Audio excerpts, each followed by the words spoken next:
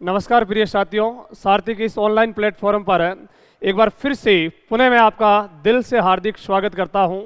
राजस्थान का सामान्य परिचय वाला टॉपिक अपन पढ़ रहे थे और उसमें से सबसे फर्स्ट अपन ने हेडिंग पढ़ी थी राजस्थान की अवस्थिति और विस्तार। उसके बाद में राजस्थान की स्थलीय सीमा और राजस्थान की स्थलीय सीमा के बाद में राजस्थान की स्थापना के बाद इसी टॉपिक की फोर्थ हेडिंग के रूप में अपन पढ़ते हैं राजस्थान के अंदर है संभागीय व्यवस्था कि राजस्थान में कितने संभाग बने, राजस्थान में संभागीय व्यवस्था की शुरुआत कब हुई। तो ये सारी चीज़ें जानेंगे आज अपन मिलके। और पहले का रिस्पांस आप सब लोगों का बहुत शानदार रहा। यही सारी चीज़ें हमें मोटिवेशन देती है। आप लोग पढ़िए, मैं राजस्थान ज्योग्राफी को फर्स्ट टॉपिक, सेकंड और काफ़ी आगे तक ले जा करके और संभव हुआ और समय और आप और हम सब लोगों का प्रेम ऐसे ही बना रहा तो मैं पूरी ज्योग्राफी आपको इसी तरीके से पढ़वा दूंगा। वीडियो के एग्ज़ाम से पहले आप और हम मिल करके इस चीज़ों को बहुत आगे तक ले जाएंगे और एक एक चीज़ का आप नोट्स बना करके कंटेंट और कमेंट बॉक्स में वापस कमेंट कीजिए कि आपको ये सारी चीज़ें कैसी लग रही है। दूसरी बात यह है कि इतने बड़े प्लेटफॉर्म पर खड़े होकर के ऐसे नहीं बोला जा सकता है कि आप सब्सक्राइब कीजिए या फिर लाइक कीजिए या शेयर कीजिए। ये सारी चीज़ें शोभा नहीं देती है। तो आप खुद समझदार लोग होंगे और वापस रिस्पांस दोगे कि किस टाइप से आपको कैसा लग रहा है। ये सारी चीज़ें आप कमेंट में जवाब दीजिए इस चीज़ का। तो आगे पढ़ते हैं अपन। राजस्थान के अंदर है ऐसी व्यवस्था जिन व्यवस्था को बोला जाता है संभागीय व्यवस्था। संभागीय व्यवस्था, संभागीय व्यवस्था की शुरुआत राजस्थान में कब होती है तो उस डेट को आप सबसे पहले अपने दिमाग में याद रखोगे और वो डेट कौन सी है? 30 मार्च 1949। याद करो, 30 मार्च 1949 के दिन राजस्थान में एकीकरण का कौन सा चरण पूरा हुआ था? तो जवाब आना चाहिए चौथा चरण पूरा हुआ। इस दिन 4 बड़ी रियासतें मिलाई गई थी, जोधपुर, जैसलमेर, बीकानेर और जयपुर। जैसे ही 4 बड़ी रियासतें मिली, राजस्थान का लगभग जो अभी अपन मैप देखते हैं इसके जैसा बन चुका था। इसलिए हम कहते हैं कि राजस्थान दिवस कब मनाया जाता है? तो जवाब आना चाहिए 30 मार्च को राजस्थान दिवस मनाया जाता है। और इसी दिन राजस्थान में एक सीएम का पद स्थापित किया गया था, लेकिन उस समय उनको मुख्यमंत्री नहीं प्रधानमंत्री के नाम से संबोधित करते थे। लेकिन राजस्थान के प्रथम मुख्यमंत्री कौन पद पर सर्जित हुए? तो जवाब आना चाहिए हीरालाल शास्त्री। हीरालाल शास्त्री जी ने कहा कि राजस्थान के अंदर जिलों तो बना दिए, लेकिन इन जिलों को संभागों में विभाजित कर देना चाहिए। अतः राजस्थान में संभागीय व्यवस्था की शुरुआत कब होती है? 30 मार्च 1949 के दिन राजस्थान में संभागीय व्यवस्था शुरू करने वाले मुख्यमंत्री श्रीमान हीरालाल शास्त्री। और इस दिन राजस्थान में कितने संभाग स्थापित किए गए? तो जवाब आना चाहिए राजस्थान में 5 संभाग स्थापित किए गए। कौन कौन से 5 संभाग थे? तो ऊपर से नीचे क्रम में याद रखोगे। सबसे पहले उत्तर में एक संभाग जिसका नाम बीकानेर है। बीकानेर के जस्ट नीचे स्थित संभाग जोधपुर है। जोधपुर के बाद में उदयपुर और उदयपुर के नीचे एक संभाग जिसका नाम होगा कोटा और कोटा के बाद याद रख लोगे जयपुर संभाग। यानी कि 30 मार्च 1949 के दिन राजस्थान में संभागीय व्यवस्था की शुरुआत होती है। करने वाले मुख्यमंत्री हीरालाल शास्त्री। और कितने संभाग स्थापित हुए? तो 5। कौन कौन सी? बीकानेर, जोधपुर, उदयपुर, कोटा और जयपुर। ये प्रोसेसिंग चलती है कब तक? तो जवाब आओगे अप्रैल 1962 तक राजस्थान में संभागीय व्यवस्था रही। और अप्रैल 1962 में राजस्थान के मुख्यमंत्री थे श्रीमान मोहनलाल सुखाड़िया ने कहा कि संभाग स्तर का सबसे बड़ा सरकारी पद जो होता है उसका नाम है संभागीय आयुक्त। यानी कि संभाग स्तर का सबसे बड़ा सरकारी अधिकारी कौन होता है? तो जवाब क्या आना चाहिए? संभागीय आयुक्त। और मोहनलाल सुखाड़िया कहते हैं कि संभागीय आयुक्त का पद राजस्थान में फिजूल खर्ची का पद है। अतः राजस्थान से कौन सी व्यवस्था को समाप्त कर देना चाहिए? तो जवाब दोगे संभागीय व्यवस्था को। यानी कि राजस्थान में संभागीय व्यवस्था को समाप्त करने वाले मुख्यमंत्री मोहनलाल सुखाड़िया कब समाप्त की? तो बताओगे अप्रैल 1962 में। और तर्क क्या दिया? तो बताओगे कि राजस्थान के अंदर संभागीय आयुक्त का पद पूर्णतः फिजूल खर्ची का पद है, अतः राजस्थान में संभागीय व्यवस्था को समाप्त कर देनी चाहिए। यानी कि जब राजस्थान में संभागीय व्यवस्था समाप्त की गई थी तब इस समय राजस्थान के राज्यपाल थे सरदार गुरुमुख निहाल सिंह। सरदार गुरुमुख निहाल सिंह, सरदार गुरुमुख निहाल सिंह। और कितने वर्षों तक संभागीय व्यवस्था समाप्त रही? तो जवाब दोगे लगभग 25 वर्षों तक संभागीय व्यवस्था समाप्त रहने के बाद में एक ऐसी डेट है, यही डेट हरिमोहन सक्सेना में लिखी हुई है, गाइडों में आपको 26 जनवरी मिलता है, लेकिन राजस्थान सरकार की ऑथेंटिक किताब हिंदी ग्रंथ अकादमी की हरिमोहन सक्सेना वाली में 15 जनवरी 1987 को 15 जनवरी 1987 को राजस्थान में सीएम का पद था श्रीमान हरिदेव जोशी। और श्रीमान हरिदेव जोशी ने राजस्थान में संभागीय व्यवस्था को कैसे शुरू किया? तो बहुत इंपॉर्टेंट वर्ड है, उसके ऊपर आपका ध्यान जरूर होना चाहिए। राजस्थान में संभागीय व्यवस्था कैसे शुरू हुई? पुनः शुरू हुई। राजस्थान में संभागीय व्यवस्था को शुरू करने वाले मुख्यमंत्री, तो वहां जवाब होता है हीरालाल शास्त्री। कब शुरू की? तो बताओगे 30 मार्च 1949 को। कितने संभाग बनाए गए? 5 संभाग। उसके बाद में अप्रैल 1962 के अंदर राजस्थान के सीएम मोहनलाल सुखाड़िया ने संभागीय व्यवस्था को समाप्त कर दिया। तो कितने संभाग समाप्त हुए? तो जवाब आना चाहिए 5 संभाग। कब तक समाप्त रहे? तो 1987 तक। पुनः शुरू कब हुई? तो 15 जनवरी 1987 को राजस्थान में संभागीय व्यवस्था की पुनः शुरुआत होती है। और पुनः शुरुआत करने वाले मुख्यमंत्री कौन थे? हरिदेव जोशी। और इसी समय राजस्थान के मुख्यमंत्री राज्यपाल कौन थे? तो जवाब आना चाहिए V R Patil. V R Patil, यानी कि इनका पूरा नाम क्या हो जाएगा? तो बताओगे वसंत राव पाटिल। वसंत राव पाटिल। यानी कि राजस्थान में जब संभागीय व्यवस्था की पुनः शुरुआत हुई तब राजस्थान में राज्यपाल का पद किसके पास में था? वी आर पाटिल के पास में था। जब राजस्थान में संभागीय व्यवस्था की शुरुआत हुई तब राजस्थान में राज्यपाल पद था नहीं, क्योंकि राजस्थान में राज्यपाल पद का सर्जन 7वें संविधान संशोधन के तहत 1956 में किया गया था। तो इस समय राजस्थान में एक पद बना था, उस पद का नाम कौन सा था? राज प्रमुख। और पहले की क्लासों के अंदर अपन ज्ञात कर चुके हैं कि राजस्थान के एकमात्र राज प्रमुख या अंतिम राज प्रमुख कुछ भी पूछे तो कौन थे? सवाई मानसिंह द्वितीय थे। तो राजस्थान में जब संभागीय व्यवस्था पुनः शुरुआत होती है तो उस समय राजस्थान के मुख्यमंत्री हरिदेव जोशी और राज्यपाल वसंत राव पाटिल थे। इसी दिन यानी कि 15 जनवरी 1987 को राजस्थान का कौन से नंबर का संभाग स्थापित किया गया? तो बताओगे 6वां संभाग। 6वां संभाग वही है जो 26वां जिला बना था। 26वां जिला कौन सा? अजमेर। अजमेर जिले के रूप में कब स्थापित हुआ? तो बताओगे 1 नवंबर 1956 को। अजमेर संभाग के रूप में कब स्थापित हुआ? तो 15 जनवरी 1987 को राजस्थान का 6वां संभाग स्थापित किया गया। और 6वां संभाग कौन सा था? अजमेर। कब स्थापित किया गया? तो बताओगे 1987 में। अजमेर को संभाग के रूप में स्थापित करने वाले राजस्थान के मुख्यमंत्री कौन है? हरिदेव जोशी। यानी कि राजस्थान का 6वां संभाग बन चुका है कौन सा? अजमेर है। और राजस्थान में वर्तमान में संभागों की कुल संख्या कितनी है? तो बताओगे 7 संभाग है। या फिर क्वेश्चन पूछा जा सकता है कि राजस्थान को प्रशासनिक दृष्टि से कितने भागों में विभाजित किया गया है? तो जवाब दोगे 7 भागों में। तो राजस्थान का 7वां अंतिम और नवीनतम संभाग कौन सा है? तो उस संभाग का नाम आना चाहिए भरतपुर है। और भरतपुर संभाग को कब स्थापित किया गया था? 4 जून 2005 को। और जब भरतपुर संभाग के रूप में स्थापित हुआ तब राजस्थान में सीएम का पद, आप भी बता सकते हो कि 2005 में राजस्थान में सीएम का पद किसके पास में था? वसुंधरा राजे। वसुंधरा राजे। यानी कि राजस्थान में 2005 में सीएम का पद वसुंधरा राजे के पास में था। या राजस्थान का भरतपुर संभाग जब स्थापित होता है तब राजस्थान के मुख्यमंत्री कौन थे या थी? तो जवाब क्या दोगे? वसुंधरा राजे। और इस समय राजस्थान में राज्यपाल का पद भी एक महिला के पास में था और वो था प्रतिभा देवी सिंह पाटिल। यानी कि जब भरतपुर संभाग बना तब राजस्थान के राज्यपाल कौन था या थी? तो जवाब दोगे प्रतिभा देवी सिंह पाटिल। प्रतिभा देवी सिंह पाटिल।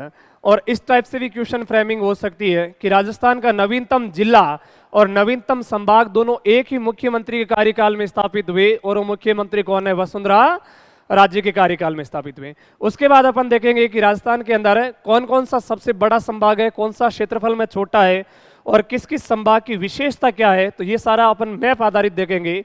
कुल मिला के हमने ये याद किया कि राजस्थान के अंदर कितने संभाग है, 7 है।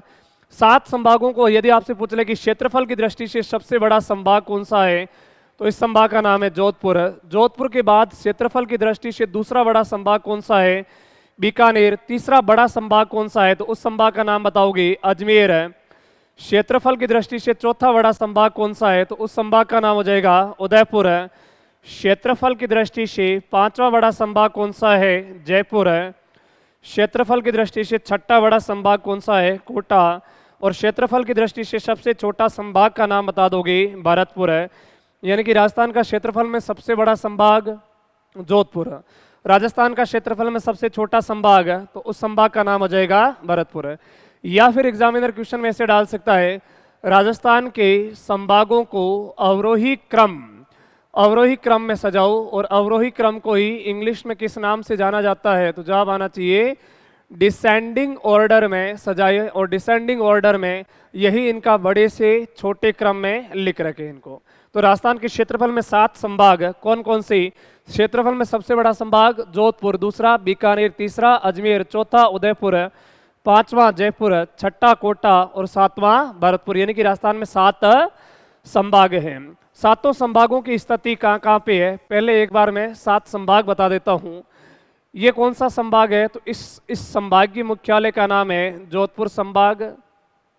इस संभाग का नाम है उदयपुर संभाग।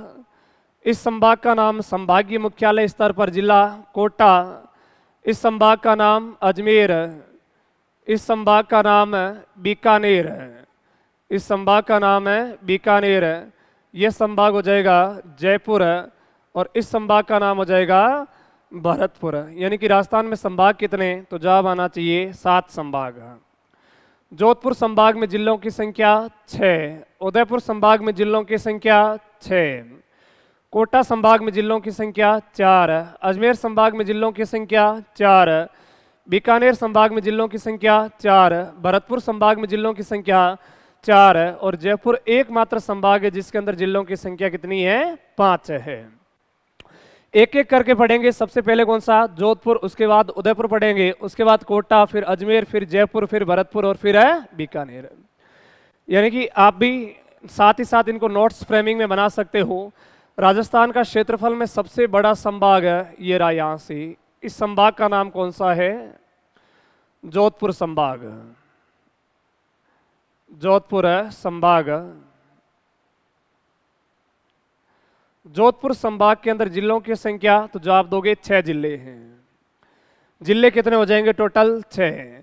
जैसे नंबर ऑफ सीक्वेंस के हिसाब से, एक तो संभागीय मुख्यालय वाला जिला कौन सा, जोधपुर।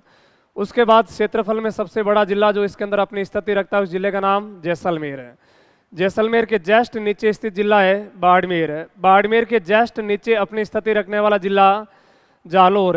जालोर के भी जस्ट नीचे स्थित जिला सिरोही, और सिरोही के जस्ट पास में स्थित जिला कौन सा हो जाएगा, पाली। यानी जैसलमेर, बाड़मेर, जालोर, सिरोही, पाली और जोधपुर, ये 6 जिले आएंगे जोधपुर संभाग में। जोधपुर संभाग का क्षेत्रफल की दृष्टि से सबसे बड़ा जिला कौन सा है, जैसलमेर, और सबसे छोटा जिला कौन सा हो जाएगा, तो जवाब क्या दोगे, सिरोही। अब इस संभाग की विशेषता क्या क्या है, तो सुनिए। जोधपुर संभाग की विशेषता, क्षेत्रफल में राज्य का सबसे बड़ा संभाग। प्रति 1 वर्ग किलोमीटर में पाए जाने वाले लोगों की संख्या को जनसंख्या घनत्व बोलते हैं। राजस्थान का सबसे कम जनसंख्या घनत्व वाला जिला पूछे तो जैसलमेर है, उसका जनसंख्या घनत्व मात्र 17 है। और सबसे कम जनसंख्या घनत्व वाला संभाग का जब क्वेश्चन आता है, तो यानी कि इसका आंसर क्या हो जाएगा, जोधपुर संभाग है। न्यूनतम जन घनत्व वाला संभाग, सबसे कम इस संभाग का जनसंख्या घनत्व पाया जाता है। इसके अंदर सबसे कम वर्षा होती है, तो अगला जो स्टेटमेंट लिख दोगे कि न्यूनतम वर्षा वाला संभाग, न्यूनतम वर्षा वाला संभाग। और न्यूनतम साक्षरता वाला जिला आपसे पूछे तो जालोर है, और न्यूनतम साक्षरता वाला संभाग का क्वेश्चन आता है तो उसका आंसर जोधपुर होता है। यानी अगला स्टेटमेंट इसके बारे में लिख दोगे, न्यूनतम साक्षरता वाला संभाग। न्यूनतम साक्षरता वाला संभाग, न्यूनतम वर्षा वाला संभाग, न्यूनतम जनसंख्या घनत्व वाला संभाग और सर्वाधिक क्षेत्रफल वाला संभाग। ये चार विशेषताएं किस संभाग की है? तो उसका जवाब दोगे जोधपुर संभाग की विशेषताएं है। नेक्स्ट, जोधपुर संभाग की बात पढ़ते हैं। उदयपुर संभाग, उदयपुर संभाग के अंदर भी जिलों की संख्या कितनी है? कभी कभार क्वेश्चन आ सकता है कि राजस्थान में सबसे ज्यादा जिलों वाला संभाग कौन सा है? तो जब जोधपुर ऑप्शन में होता है तब उदयपुर नहीं होता, और जब उदयपुर होता है तब जोधपुर ऑप्शन में नहीं होता है। उदयपुर संभाग के जिले राजसमंद, राजसमंद के बाद में चित्तौड़ है, चित्तौड़ के बाद में ये बैंसरोडगढ़ वाला क्षेत्र भी उदयपुर संभाग में आएगा, ये इतना सा हट करके है। उसके बाद में ये वाले कंप्लीटली चित्तौड़, चित्तौड़ के बाद प्रतापगढ़, प्रतापगढ़ के बाद में बांसवाड़ा, बांसवाड़ा के बाद में डूंगरपुर और डूंगरपुर के बाद में वापस आ गए उदयपुर है। ये 6 जिले किस संभाग के हैं? तो जवाब आना चाहिए उदयपुर संभाग के। यानी उदयपुर संभाग के जिले कौन कौन से हैं? तो एक तो अपने आप में संभागीय मुख्यालय वाला जिला हो जाएगा उदयपुर। उदयपुर के जस्ट नीचे बसा हुआ जिला डूंगरपुर, डूंगरपुर के जस्ट पास में बसा हुआ जिला बांसवाड़ा, बांसवाड़ा के थोड़ा सा साइड उधर ऊपर जिला प्रतापगढ़, बांसवाड़ा के जस्ट पास में यहाँ पे जिला प्रतापगढ़, प्रतापगढ़ के जस्ट ऊपर जिला चित्तौड़गढ़, चित्तौड़गढ़ के जस्ट ऊपर जिला हो जाएगा राजसमंद। यानी कि ये 6 जिले कौन से संभाग में आते हैं? तो जवाब दोगे उदयपुर संभाग में। उदयपुर संभाग का क्षेत्रफल में सबसे बड़ा जिला, क्षेत्रफल में सबसे बड़ा जिला उदयपुर है, और सबसे छोटा जिला वही है जो राजस्थान का तीसरा छोटा है। और सबसे छोटा जिला कौन सा हो जाएगा? तो जवाब आना चाहिए डूंगरपुर जिला है। उदयपुर संभाग की विशेषताएं, और उदयपुर संभाग की विशेषताएं क्या क्या है? तो इसकी 4 विशेषताएं या 5 विशेषताएं सुनिएगा इसकी। सबसे ज्यादा अनुसूचित जनजाति के लोग उदयपुर संभाग में निवास करते हैं। यानी कि फर्स्ट स्टेटमेंट क्या हो जाएगा? सर्वाधिक एसटी वाला संभाग, सर्वाधिक एसटी वाला संभाग। दूसरा यह बताओगे सर्वाधिक अंतरराज्य सीमा, सर्वाधिक अंतरराज्य सीमा बनाने वाला संभाग, सर्वाधिक अंतरराज्य सीमा बनाने वाला संभाग। यदि आपसे पूछे कि सर्वाधिक अंतरराज्य सीमा बनाने वाला राज्य कौन सा है? तो एमपी। सर्वाधिक अंतरराज्य सीमा बनाने वाला जिला कौन सा है? तो झालावाड़। सर्वाधिक अंतरराज्य सीमा बनाने वाला संभाग कौन सा है? तो यहाँ जवाब होता है उदयपुर संभाग है। इसी उदयपुर संभाग के अंदर सबसे ज्यादा वनस्पतियां पाई जाती है, तो जवाब दे दोगे सर्वाधिक वनस्पतियों वाला संभाग, सर्वाधिक वनस्पतियों वाला संभाग। इसी उदयपुर संभाग के दक्षिणी राजस्थान के वे जिले जिनका लिंगानुपात सबसे ज्यादा पाया जाता है। और जनगणना वाले टॉपिक के अंदर पढ़ेंगे लिंगानुपात की परिभाषा होती है प्रति 1000 पुरुषों पर पाए जाने वाले लोगों की संख्या को, पुरुषों की संख्या को, प्रति 1000 पुरुषों पर पाए जाने वाली महिलाओं की संख्या को लिंगानुपात कहा जाता है। तो यहाँ एक चीज लिख दोगे सर्वाधिक लिंगानुपात वाला संभाग, सर्वाधिक लिंगानुपात वाला संभाग, सर्वाधिक लिंगानुपात वाला संभाग। ये सारे के सारे विशेषताएं किस संभाग की? उदयपुर की। क्या बताओगे? सर्वाधिक एसटी वाला संभाग, सर्वाधिक अंतरराज्यीय सीमा वाला संभाग, सर्वाधिक वनस्पतियों वाला संभाग और सर्वाधिक लिंगानुपात वाला संभाग। ये सभी विशेषताएं उदयपुर संभाग की है। नेक्स्ट, उदयपुर संभाग के बाद अध्ययन का विषय रहता अपना कोटा संभाग। कोटा संभाग के अंदर भी 4 जिले आते हैं। वे 4 जिले जहाँ पे हाड़ावंशी राजपूतों ने शासन किया, और कोटा, बूंदी, बारां, झालावाड़, कोटा, बूंदी, बारां, झालावाड़, ये चारों के चारों जिले आते हैं। उस संभाग का नाम है कोटा संभाग। कोटा संभाग यानी कोटा संभाग में जिले कितने हैं? 4 हैं। कौन कौन सा? तो एक तो संभागीय मुख्यालय वाला जिला कोटा, कोटा से ही अलग हुआ वो जिला कौन सा है? बारां, बारां के बाद उसके ऊपर बसा हुआ जिला बूंदी, और बूंदी के बाद वो जिला कौन सा है? झालावाड़। कोटा, बूंदी, बारां और झालावाड़। यदि आपसे पूछे कि कोटा संभाग का क्षेत्रफल में सबसे बड़ा जिला कौन सा है, तो ये चीजें अमूमन बहुत कम लोगों को ज्ञात होता है, और सोच आधारित भी इसका जवाब नहीं बता पाते हैं। तो कोटा संभाग का सबसे बड़ा जिला कौन सा है? बारां है। और कोटा संभाग का क्षेत्रफल में सबसे छोटा जिला ही कौन सा है? तो जवाब क्या दोगे? कोटा है। कोटा संभाग की भी विशेषताएं, क्या क्या विशेषताएं तो सुन लेना। इसकी पहली विशेषता है सर्वाधिक वर्षा वाला संभाग। सबसे ज्यादा वर्षा किस संभाग में होती है? कोटा संभाग में। सबसे ज्यादा इसमें नदियां बहती है, तो जवाब क्या दोगे? सर्वाधिक नदियों वाला संभाग। सर्वाधिक नदियों वाला संभाग। इसके अलावा इसकी विशेषता है न्यूनतम जनसंख्या, सबसे कम जनसंख्या वाला संभाग। न्यूनतम जनसंख्या वाला संभाग, और न्यूनतम जनसंख्या वाला संभाग कौन सा है? कोटा। आपके दिमाग में आ रहा होगा कि एक विशेषता हम बताएं कि न्यूनतम साक्षरता वाला संभाग, सॉरी सर्वाधिक साक्षरता वाला संभाग है, तो ऐसा नहीं है। सर्वाधिक साक्षरता वाला जिला जरूर कोटा है, और कोटा की साक्षरता है 76.6% है। लेकिन थोड़ी देर बाद में जाके पढ़ेंगे सबसे ज्यादा साक्षरता वाला संभाग पूछ लें तो उसका जवाब फिर रहता है जयपुर संभाग है। नेक्स्ट अगला अपन पढ़ते हैं अजमेर संभाग। यह रहा राजस्थान का मध्यवर्ती संभाग जिसका नाम है अजमेर। अजमेर संभाग में भी जिलों की संख्या 4 है। यहां से स्टार्ट करोगे नागौर को साथ में लेते हुए, नागौर के बाद में अजमेर स्वयं हो जाएगा, अजमेर के बाद में टोंक, और टोंक के बाद में भीलवाड़ा, टोंक के बाद में भीलवाड़ा। ये हो गए 4 जिले, नागौर, अजमेर, टोंक, भीलवाड़ा। यानी जिले कौन कौन से हो गए? तो अगली स्लाइड पे देखते हैं अपन है 4 जिले। एक तो संभागीय मुख्यालय वाला जिला है, वो जिला कौन सा है? अजमेर। अजमेर के जस्ट अपनी ऊपर स्थिति रखता है, और राजस्थान का 5वां बड़ा जिला नागौर। अजमेर के साइड में बसा हुआ जिला टोंक, और इस अजमेर के नीचे बसा हुआ जिला भीलवाड़ा। ये चारों के चारों जिले कौन से संभाग में आएंगे? अजमेर संभाग में।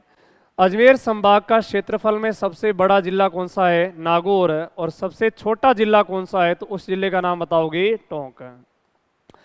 क्या क्या विशेषता है अजमेर संभाग की? तो देखिए राजस्थान का एकमात्र ऐसा संभाग जो सभी संभागों से सीमा बनाता है। यानी बाकी 6 संभागों से सीमा बनाने वाला संभाग कौन सा है? अजमेर संभाग है। और अजमेर संभाग का भीलवाड़ा एकमात्र ऐसा जिला है जो मात्र 16 किलोमीटर सीमा बनाता है एमपी के साथ में। बाकी अजमेर, नागौर और टोंक ये मध्यवर्ती जिलों में आते हैं। अतः आपसे पूछ लें कि सर्वाधिक अंतर्राज्यीय सीमा बनाने वाला संभाग कौन सा है? उदयपुर। और न्यूनतम अंतर्राज्यीय सीमा बनाने वाला संभाग कौन सा है? तो यहां जवाब दोगे अजमेर। न्यूनतम अंतर्राज्यीय सीमा बनाने वाला जिला कौन सा है? बाड़मेर। न्यूनतम अंतर्राज्यीय सीमा बनाने वाला राज्य कौन सा है? पंजाब। नेक्स्ट 4 जिले से सीमा बनाते हैं, 4 जिले इसके अंतर्गत आते हैं। यानी पहले इसकी विशेषता क्या है? तो राजस्थान का मध्यवर्ती संभाग, राजस्थान का मध्यवर्ती संभाग। दूसरी इसकी विशेषता है कि सभी संभागों से सीमा बनाने वाला संभाग, सभी संभागों से सीमा बनाने वाला एकमात्र संभाग कौन सा है? अजमेर संभाग। तीसरी इसकी विशेषता हो जाएगी कि न्यूनतम अंतर्राज्यीय सीमा, न्यूनतम अंतर्राज्यीय सीमा, इंटर स्टेट बाउंड्री बनाने वाला संभाग। तो अभी जो भी अपन विशेषता लिख रहे हैं वो सभी की सभी संभागों की है, किसी जिले की कोई विशेषता नहीं पढ़ी अपन ने। और इस संभाग की स्थापना अपन ने पहले ही पढ़ा है। इस संभाग की स्थापना कब हुई थी? तो 1987 में। डेट भी पूछे तो भी बता दोगे कब? 15 जनवरी 1987 को मुख्यमंत्री हरिदेव जोशी जी ने किसकी स्थापना की थी? तो बताओगे अजमेर संभाग की। अजमेर संभाग की बात पढ़ते हैं अपन जयपुर संभाग। जयपुर राज्य का एकमात्र ऐसा संभाग है जिसके अंदर जिलों की संख्या 5 है। एकमात्र ऐसा संभाग जिसमें जिलों की संख्या 5 है। कौन कौन से 5 जिले? तो ये हो जाएगा सीकर, सीकर के जस्ट पास में झुंझुनू, झुंझुनू के बाद में वापस जयपुर की सीमा, उसके बाद सिंह के आकार का ये जिला हो गया अलवर है, और अलवर के बाद में यहाँ से आओगे धनुषाकार का जिला दौसा, और दौसा के बाद में वापस आ जाएगा जयपुर। यानी कि ये 5 जिले इसमें आते हैं। कौन कौन से 5 जिले? तो एक का जवाब आना चाहिए जयपुर है। जयपुर के बाद जयपुर से ही अलग हुआ 10 अप्रैल 1991 को दौसा।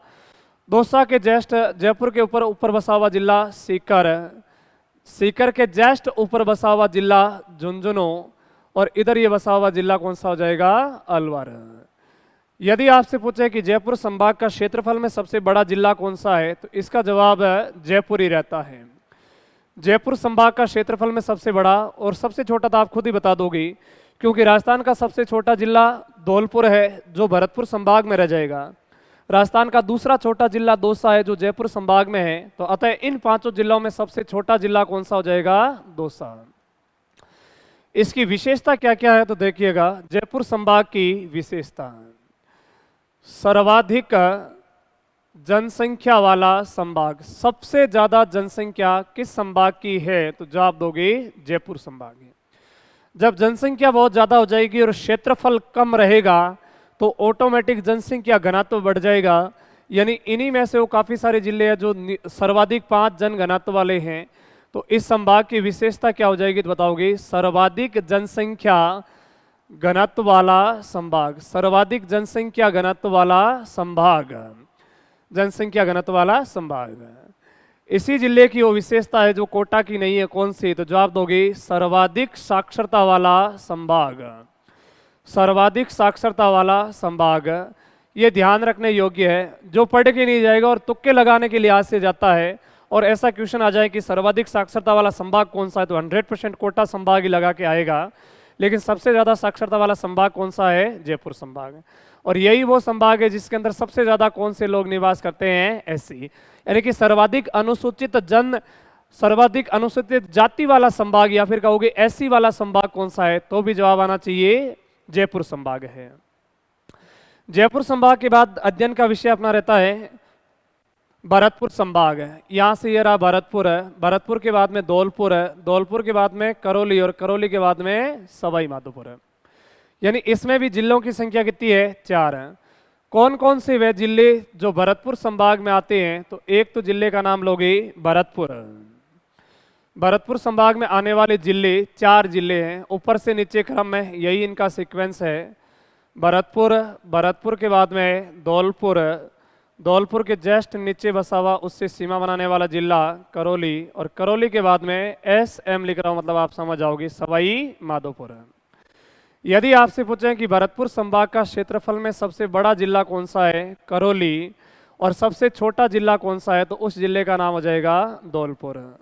धौलपुर। सबसे बड़ा जिला करौली, सबसे छोटा जिला कौन सा है? धौलपुर है।